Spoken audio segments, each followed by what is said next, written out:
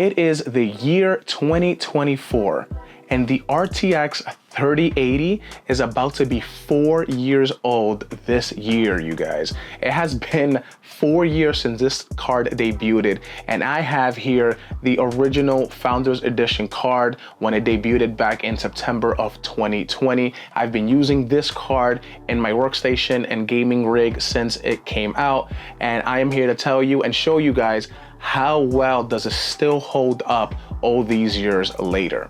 Now, this card actually came out with a 10 gigabyte variant, which is the one that I have here, and that's the original one that it came out with. But there have been multiple iterations of this card since its debut. So we had the 10 gig, we've had a 12 gig variant, and we've had a light hash rate version, and even a 3080 Ti came out after this one.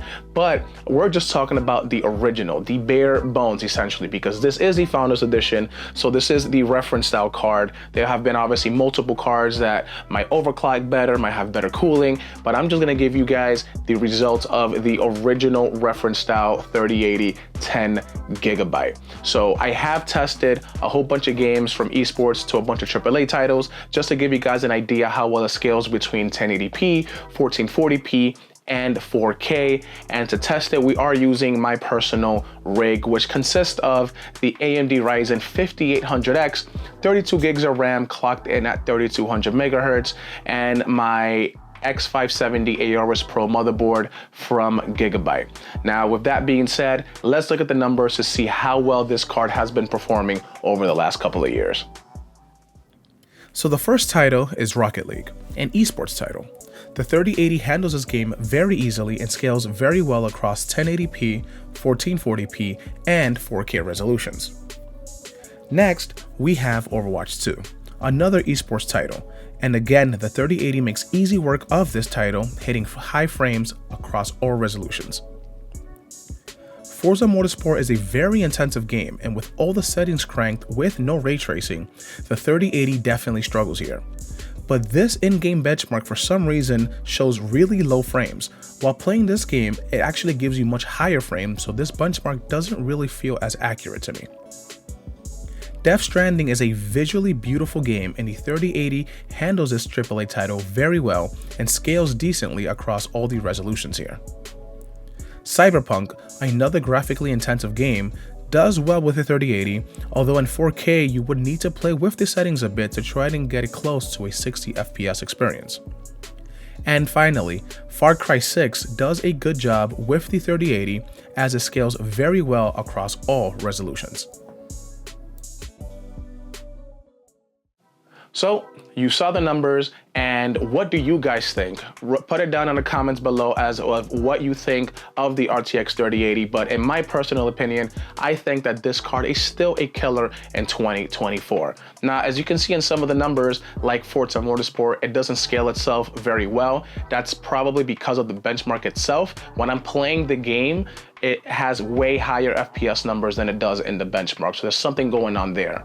Also, in some of the titles, you can tell that my 1% lows were way lower than you would think, and that's mostly because of my processor. So some of these games are a little bit more CPU bound, especially at lower resolution like 1080p, and that becomes a big bottleneck with my processor. So that's not the 3080's fault, that's definitely my computer and my processor. But in the games that have shown really well, especially at 1440p and at 4K, the RTX 3080 holds itself very well. So what do you think of this card, or what do I think of this card? Now, if you are looking for this card in the used market, prices are fluctuating between $400 and $500. I think that's still kind of high in my opinion.